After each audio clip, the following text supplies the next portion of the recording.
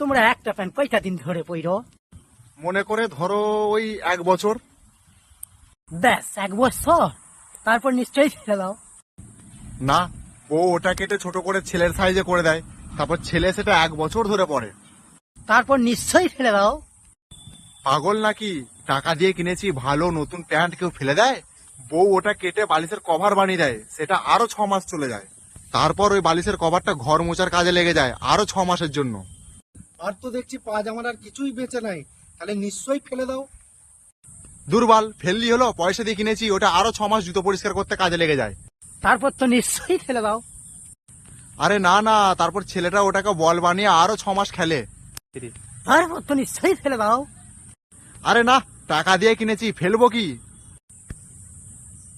তারপর যখন একদম খারাপ হয়ে যায় তখন সেটা উনুন ধরানোর কাজে লাগে, আর তারপর সেই ছাই দিয়ে বউ বাসন মাজে।